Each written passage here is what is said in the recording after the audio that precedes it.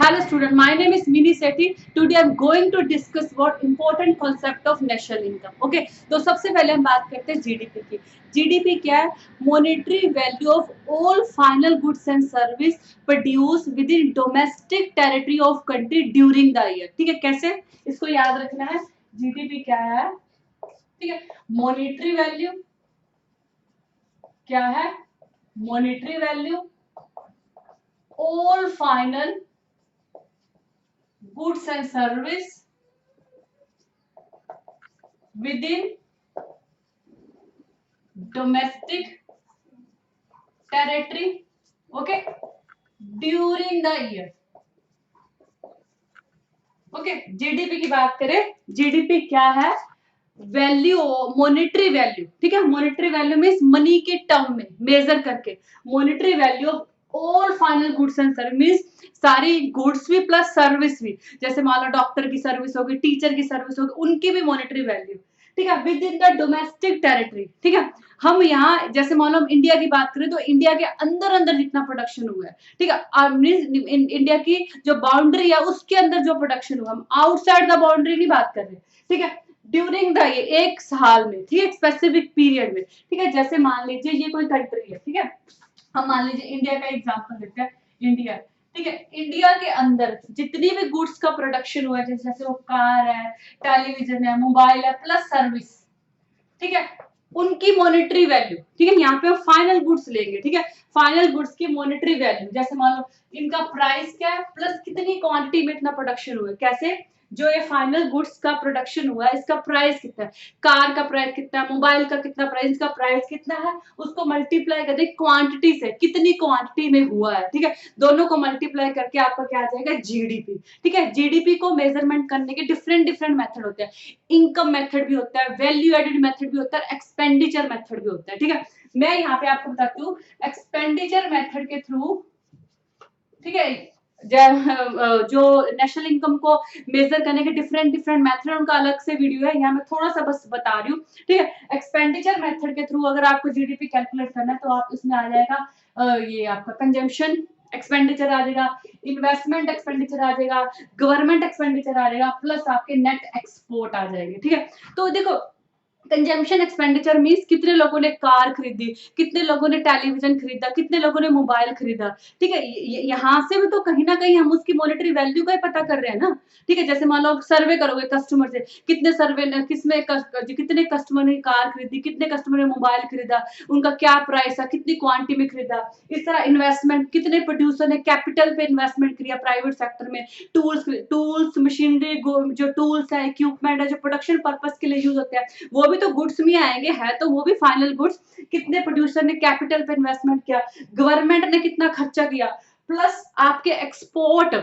ठीक है, export means दूसरी कंट्री वालों ने हमारे गुड्स एंड सर्विस पे कितना खर्चा किया, क्योंकि एक्सपेंडिचर मेथड में हम पर्टिकुलर खर्चे की बात करेंगे. ठीक है, नेट एक्सपोर्ट कैसे निकालोगे? आप इंपोर्ट को माइनस कर दोगे. ठीक है, तो आपका क्या आ जाएगा? जैसे बैलेंस ऑफ पेमेंट में आपको पता होगा एक्सपोर्ट माइनस इंपोर्ट होता है, तो नेट एक्सपोर्ट आप कैसे निकालोगे? इसमें से आप इंपोर्ट को माइनस कर दोगे. मींस एक्सपोर्ट दूसरी कंट्री वालों ने हमारी कंट्री वाली हर कंट्री की गुड्स एंड सर्विस को खरीदने के लिए कितना खर्चा किया. ठीक है, अब सबको प्लस कर लो कि आपका जीडीपी आ जाएगा एक्सपेंडिचर मेथड के थ्रू. ठीक है, तो जीडीपी बेसिकली क्या है? Monetary value of all final goods and service produce domestic territory of country during the year. ठीक है, एक साल के अंदर अंदर जितनी भी फाइनल गुड्स एंड सर्विस की जो मॉनेटरी वैल्यू होती है, मनी वैल्यू, पैसे की टर्म में, ठीक है, ये 1 लाख की है, 2 लाख की है, 3 लाख की है, उनका जब आप टोटल कर देते हो आपका क्या आता है? जीडीपी आ जाता है. ठीक है, आई थिंक आपको समझ में आया होगा.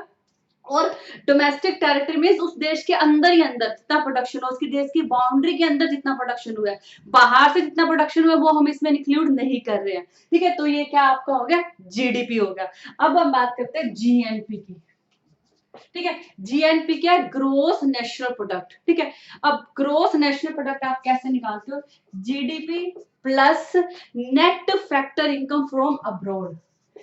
ठीक है, इसको मैंने ऐसे लिख दिया NFIT, net factor income from abroad. ठीक है, ग्रोस नेशनल प्रोडक्ट, जीडीपी से, ग्रोस डोमेस्टिक प्रोडक्ट से अगर आपको ग्रोस नेशनल प्रोडक्ट निकालना तो आप कैसे निकालोगे? ठीक है, ग्रोस नेशनल प्रोडक्ट का मतलब क्या? हम यहाँ पे पर्टिकुलरली उस नेशन पे फोकस है. ठीक है। मींस इसमें से जो इंडिया वाले लोग हैं उनकी इनकम को हमने निकालना है, ठीक है। उन वो कितने पैसे अर्न करने हैं हमने वो निकालना है, ठीक है। तो इसमें से ऑब्वियसली हमें वो तो माइनस करना पड़ेगा ना जो बाहर के लोग आकर हमारी कंट्री में कमा रहे हैं। जैसे मान लो ये हमारी कंट्री है, ठीक है, ये कोई भी कंट्री है। इस कंट्री में अमेरिका से भी कुछ लोग आए हैं, ठीक है, जापान से भी आए हैं, जर्मनी से भी आए हैं, कनाडा से भी आए, डिफरेंट डिफरेंट कंट्री से आए हैं। इस कंट्री में आके वो काम कर रहे हैं, हमारी कंट्री में आके काम कर रहे हैं। जैसे मान लो कनाडा से कुछ लोग आए, अमेरिका से कुछ लोग आए, वो हमारे देश में कमाकर कहाँ भेज रहे हैं? अपने देश में भेज रहे हैं, ठीक है। और हमारे देश के जो लोग हैं वो कहाँ कमा रहे हैं? बाहर कमा रहे हैं। वो वहां बाहर से पैसा कमा के हमारी कंट्री में भेज रहे हैं। समझ रहे हो ना? हमारी कंट्री में कुछ लोग काम कर रहे हैं लेकिन वो पैसा हमारी कंट्री को तो नहीं दे रहे ना, वो तो अपने घर भेज रहे हैं, ठीक है। और हमारी कंट्री में से कुछ लोग बाहर गए हैं, वो पैसा बाहर नहीं दे रहे, हमारी कंट्री को दे रहे हैं। तो हम क्या करेंगे? हम net factor income from abroad कैसे निकालेंगे? हम माइनस कर लेंगे जो इनकम हमने रिसीव की, मींस हमारी कंट्री में जो इनकम आई, हमारे देश के लोग जो बाहर जाके कमा रहे हैं लेकिन पैसा हमारी कंट्री में भेज रहे हैं, वो क्या है? रिसीव्ड इनकम, ठीक है। उनमें से हम माइनस कर देंगे पेड इनकम, ठीक है, जो हमारी कंट्री के लोगों ने दूसरी कंट्री के लोगों को पे की है, ठीक है। जो हम वो दूसरी कंट्री के लोग हमारी कंट्री में काम कर रहे हैं लेकिन अपने घर में पैसा भेज रहे हैं, उसे माइनस कर लेंगे। और जो हमारी कंट्री के लोग बाहर जाके कमा रहे हैं लेकिन पैसा अपने घरों में हमारी कंट्री में भेज रहे हैं, उसको प्लस कर देंगे। मींस हम रिसीव इनकम में से पेड इनकम को माइनस कर देंगे। रिसीव जो हमें मिली, पेड जो हमने दी, समझ में आया? रिसीव जो इनकम हमें मिली, पेड जो हमने दी। रिसीव मींस दूसरी कंट्री के लोगों ने हमें दी क्योंकि हम वहां जाके कमा रहे हैं। पेड मींस दूसरी कंट्री के लोग हमारे यहाँ पे काम करके हमसे पैसा लेके जा रहे हैं, तो हमने जो रिसीव करी उसमें से माइनस कर दी पेड, तो वो क्या आ जाएगी? Net factor income from abroad. अब हम जीएनपी कैसे निकालेंगे? ग्रोस नेशनल प्रोडक्ट कैसे निकालेंगे? जीडीपी से। जीडीपी में हम प्लस कर देंगे net factor income from abroad. और net factor income from abroad हम कैसे निकालते हैं? हमने जो रिसीव करी उसको माइनस करेंगे जो हमने पे करी, ठीक है। आई थिंक आपको समझ में आ गया ग्रोस नेशनल प्रोडक्ट क्या होता है। अब हम बात करते हैं नेट नेशनल प्रोडक्ट, ठीक है। अब हम बात करते हैं net national product. Net national product हम कैसे निकालेंगे? जीएनपी से माइनस कर देंगे डेप्रिसिएशन, ठीक है। हम क्या नेट नेशनल प्रोडक्ट कैसे निकालेंगे? जीएनपी से, जीएनपी क्या? ग्रोस नेशनल प्रोडक्ट से हम माइनस कर देंगे डेप्रिसिएशन। डेप्रिसिएशन क्या होता है? जो किसी मशीनरी की वैल्यू, किसी कोई भी गुड्स, आपने जैसे मान लो एक कार खरीदी, आपने कार पिछले साल खरीदी थी 10 लाख की, अगर आप उसे इस साल बेचोगे तो क्या वो 10 लाख की होगी? उसकी वैल्यू कम हो जाएगी। किसी ऑर्गेनाइजेशन ने कोई मशीनरी खरीदी, वो मशीनरी उसने 20 लाख में खरीदी, क्या उसकी जो वैल्यू अगले साल 20 लाख ही रहेगी? ठीक है। आपको बहुत सारी मशीनों को रिपेयर कराना पड़ रहा है, ठीक है, उसकी टूट फूट पे बहुत ज्यादा खर्चा आ रहा है, ठीक है। तो जीएनपी में क्या होता है? जो आपकी वैल्यू घटती है ना, जैसे मान लो एक किसी की वैल्यू जब आपने काउंट की थी तो वो 10 लाख थी, लेकिन उसकी जो जब बाद में उसकी वैल्यू कितनी रही? जो अब राइट ना, उसकी पहले उसकी वैल्यू कितनी थी? पहले उसकी वैल्यू कितनी थी? 10,000 थी, ठीक है। अब लेकिन उसकी वैल्यू कितनी होगी? पहले उसकी वैल्यू 10,000 थी लेकिन अब उसकी वैल्यू 8,000 है, तो ये 2,000 है वो तो माइनस होने पड़ेंगे ना। डेप्रिसिएशन का मतलब क्या होता है? जब आपकी जो मशीनरी में जो टूट फूट आती है, जो आप उसको रिपेयर करते हो, या उसकी वैल्यू में जो कमी आती है, कोई भी मशीनरी है, कोई भी गुड्स है, जैसे कार की वैल्यू होगी, जैसे अब सिंपल सा मोबाइल का एग्जाम्पल ले लो, आप 15,000 में आपने मोबाइल आज लिया है, अगर आप उसको 1 महीने बाद बेचोगे तो क्या उसकी वैल्यू वही रहेगी? ठीक है। जो डेप्रिसिएशन का मतलब होता है किसी गुड्स की जो वैल्यू घट जाती है। अब जीएनपी में आप क्या करोगे? नेट नेशनल प्रोडक्ट में आप क्या करोगे? आप जो ग्रोस नेशनल प्रोडक्ट है उसमें से आप डेप्रिसिएशन माइनस कर लोगे। मींस जो किसी गुड्स की वैल्यू में कमी आई है, जो किसी की गुड्स की जो वैल्यू घट गई है, उसे आप माइनस कर दोगे। सिंपली यही आप समझो, ठीक है। एंड नेट नेशनल प्रोडक्ट कैसे निकालोगे? ग्रोस नेशनल प्रोडक्ट में से आपने डेप्रिसिएशन माइनस कर दिया। अब मेन पॉइंट आता है हमारा national income from factor cost. आपने क्या निकालना है? National income from factor cost, ठीक है। अब आप नेशनल इनकम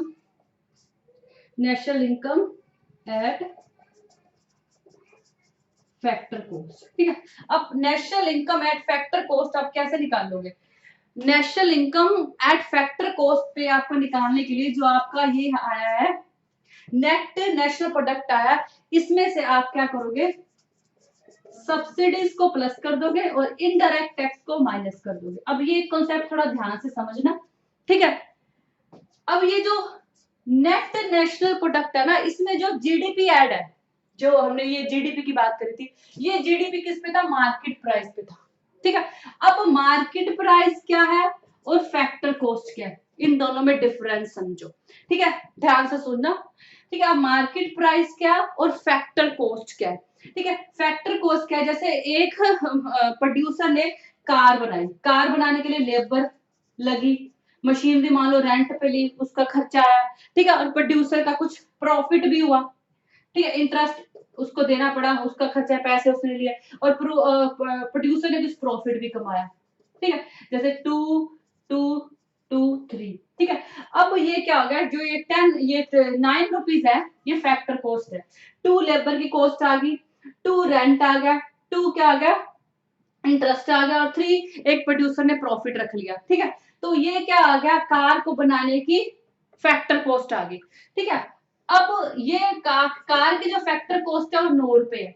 क्या मार्केट में ये कार 9 रुपए की बिकेगी, नहीं, ये किस पे बिकेगी, मार्केट प्राइस पे बिकेगी।